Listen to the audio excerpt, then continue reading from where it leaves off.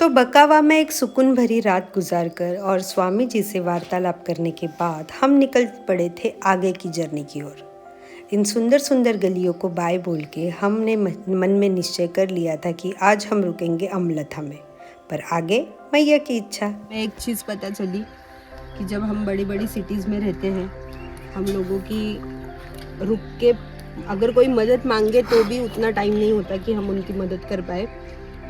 और इस जर्नी में हमें ऐसा एक्सपीरियंस आया है कि हर जगह पे हमें रुकाया जा रहा है, हमें फ्री में चाय, नाश्ता, खाना सब ऑफ़र हो रहा है। तो ऐसे एक भैया थे, उन्होंने हमें ये चने दिए, हरे चने खाने के लिए। तो अभी इतना एक साथ कैरी करना हमारे लिए हाथ में पॉसिबल नहीं है, तो अभी मैं सारे चने यहाँ से निकाल रही हूँ। और जो बचा हुआ ये झाड़ी है, ये हम लोग यहाँ पे गौ माता है, उनको खिला देंगे। तो यहाँ पे आने के बाद एक जो छोटी छोटी चीज़ें होती है ना, जो हम ज़िंदगी में एक्नॉलेज करना भूल जाते हैं, उनकी भी वैल्यू समझ में आती है। अगर कोई घर पे आए और वो अगर हमें पसंद ना हो तो शायद हम उनसे चाय कॉफ़ी या पानी भी नहीं पूछते, और यहाँ पे अनजान लोगों को रुका के चाय पानी पूछा जाता है, पिलाया जाता है। बहुत ही अलग और इमोशनल कर देने वाला एक्सपीरियंस है।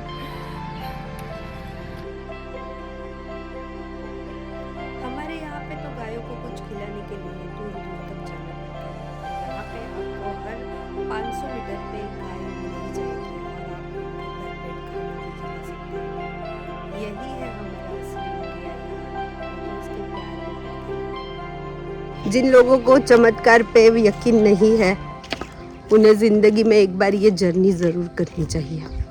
आपको बहुत सारे चमत्कारिक लोग मिलेंगे, बहुत सारे अनुभव मिलेंगे, और बहुत बार ऐसा होगा कि आप मन में कोई इच्छा करोगे और मैया पूरी कर देगी।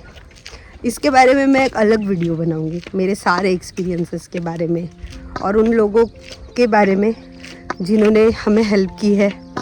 लोग कहते हैं कि दुनिया में साधु संत है नहीं, पर सच बात तो यह है कि जो सच्चे साधु संत है वो आपको इसी जर्नी में मिलेंगे। इनके कहीं पे पंडाल नहीं होते, ना इनके YouTube चैनल होते हैं, पर बहुत कुछ सिखा देते हैं। तो इस नेचर का मज़ा लेते हुए, इन पुलों को, इन छोटी छोटी सी नदियों को पार करते हुए हम पहुँचे थे मर्दाना गांव में, जहाँ पे था सियाराम बाबा का आश्रम। मैं वो शूट करना भूल गई क्योंकि तब बहुत ज़्यादा भूख लग रही थी और वहाँ पे ना थोड़े से स्ट्रिक्ट रूल थे, तो इसकी वजह से मैं वहाँ पे कुछ शूट नहीं कर पाई। पर वहाँ से खाना खा के हम तुरंत ही निकल गए थे आगे की ओर अमलथा के लिए। और बीच में जो हमें नज़ारे मिल रहे थे वो काफ़ी अद्भुत थे। ये पूरा एक घना जंगल था और इस जंगल में सिर्फ हम दोनों थे, पर कहीं भी डर नहीं था। कुछ भी ऐसा नहीं फील हो रहा था कि हम कहीं अलग दुनिया में आ गए हैं या हम कहीं पे खो जाएंगे।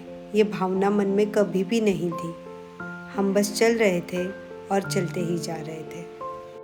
परिक्रमा के दौरान जब भी आपको रास्ता ना समझ में आए या ना दिखाई दे, तो एक सिंपल बात है कि आपको ना ध्वजों को फॉलो करना है। ध्वज आपको ऐसे नहीं मिलेंगे। ये देखिए, अभी यहाँ पे एक ध्वज है, आई होप आप देख सकते हो। ऐसे जो ध्वज है ना, इनको आपको फॉलो करना है। तो यही रास्ता है। यहाँ पे भी आपको एक ध्वज दिखेगा, ये देखिए। तो इस तरह से जब हमको निशान कुछ समझ में नहीं आता है तो हम ध्वजों को फॉलो करते हैं। ना गांव में बहुत छोटे छोटे बच्चे हैं और वो नर्मदे हर जब कहते हैं तो उन्हें चॉकलेट्स, बिस्किट्स ऐसा कुछ मत दीजिए, क्योंकि ना उनके माँ बाप उनको दे सकते हैं बट वो नहीं देते हैं, क्योंकि यहाँ का लाइफस्टाइल हेल्दी है। यहाँ पे लोग वो जीवन जी रहे हैं जिसे जीने के हम सपने देखते हैं। यहाँ की हवा शुद्ध है, यहाँ का पानी शुद्ध है, यहाँ जो खेती बाड़ी होती है वो शुद्ध है, यहाँ पे बड़े बड़े कारखाने कुछ नहीं है। तो यहाँ के लोग जो खाते हैं ना, वो सिर्फ हेल्थ खाते हैं। तो उन बच्चों को ये सब आदतें मत लगाइए।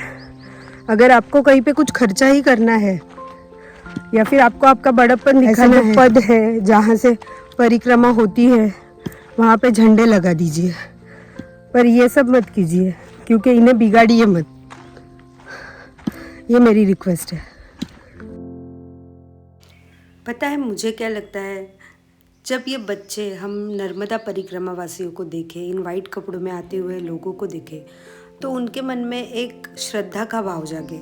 उनके मन में नर्मदा परिक्रमा क्यों होती है ऐसे क्वेश्चंस जागे। पर जब आप चॉकलेट्स उन्हें देते हो, तो जब भी वो किसी वाइट कपड़ों में आते नर्मदा परिक्रमा वासियों को देखते हैं, उनके मन में श्रद्धा नहीं होती है।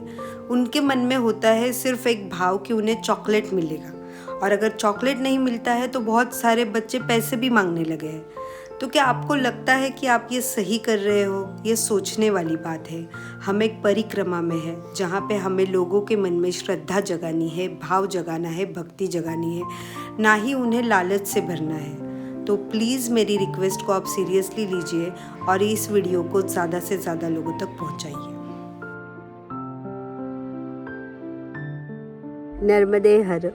तो अब हम पहुंच चुके हैं, आई थिंक अमलथा की बिगनिंग में, क्योंकि यहाँ पे एक आश्रम है पर वो फंक्शनल नहीं है, सिर्फ एक कुटिया बनी हुई है। मैं आपको दिखाती हूँ। तरह से यहाँ पे एक कुटिया बनी हुई है और अंदर कुछ भी नहीं है, सिर्फ सीताराम महाराज जी का फोटो है अंदर। यहाँ पे उनकी बहुत मान्यता है, उन्होंने यहाँ पे बहुत आश्रम बनाए हैं और हम जैसे यात्रियों के लिए, परिक्रमा वासियों के लिए ये बहुत बड़ी बात है। अभी मैं आपको दिखाती हूँ मेरे पैरों की हालत। ये है मेरे पैरों की हालत चल चल के। ये है मेरे पति, ये है हमारे बैग्स, और यहाँ पे परिक्रमा हो रही है। अकेले रह रहे के ऐसे हो जाता है गाइस कभी कभी, क्योंकि हम लोग 3 दिनों से अकेले ही चल रहे हैं और कोई है नहीं हमारे साथ। तो और मोस्टली जितने आश्रम में अभी तक हम लोग रुके हैं, हर जगह अकेले ही रुके हैं, कोई साथ में नहीं है। तो it's kind of a self discovery. अभी तक तो परिक्रमा में सिर्फ इतना ही समझ आया है कि अनटिल एंड अनलेस आप किसी चीज़ के लिए सरेंडर नहीं करते हो, वो चीज़ आपको रिजल्ट नहीं देती है। तो यही हो रहा है हमारे साथ परिक्रमा में। जब परिक्रमा को सरेंडर करने का भाव मन में आ गया, तभी चीज़ें होने लगी, और जब तक डाउट्स थे तब तक कुछ भी पॉसिबल नहीं हो रहा था। इंसानियत क्या होती है वो भी यहाँ जानने मिला। हमारे यहाँ पे तो कोई मर रहा हो तो कोई पानी ना पिलाए, पर यहाँ पे तो लोग रुका रुका के पानी पिलाते हैं, क्योंकि ना ये वाइट कपड़े और ये सब जो है, ये सिर्फ एक कपड़े नहीं है, ये एक तरह की रिस्पेक्ट है। एक आपको एक ज़िंदगी में एक मकाम देने का इसका ये है, हैसियत है इस वाइट कपड़ों की, इन वाइट कपड़ों की। तो देखते हैं अब आगे क्या परिक्रमा होती है हमारी, कैसी होती है। मेरी मन से इच्छा है कि मुझे ये परिक्रमा पूरी ही करनी है, पर कल बहुत तबीयत ख़राब हो गई थी, तब ऐसे लगा कि क्या पता होगी या नहीं होगी। बट मैया है, उसको करानी है तो वो करा के ही रहेगी। तो हमने सब उस पर छोड़ दिया है। होगी तो उनकी मर्ज़ी से होगी, नहीं होगी तो भी उनकी मर्ज़ी से नहीं होगी। नर्मदे हर। फिर और 20-25 मिनट चलने के बाद हम पहुँचे अमलथा गांव में।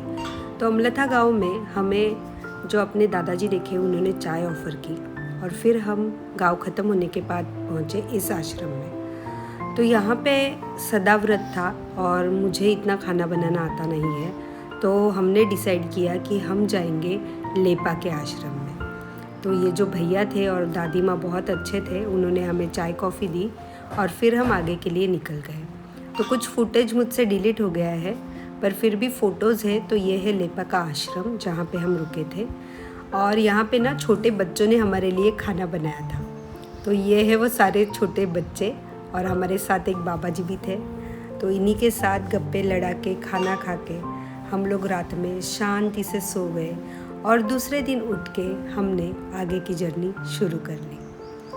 तो आई होप आपको आज का मेरा ये व्लॉग पसंद आया होगा। अगर आपको मेरा ये व्लॉग पसंद आए, चैनल को सब्सक्राइब कीजिए, वीडियो को लाइक कीजिए और अब हम मिलेंगे अगले एपिसोड में। तब तक के लिए बाय बाय और नर्मदे हर।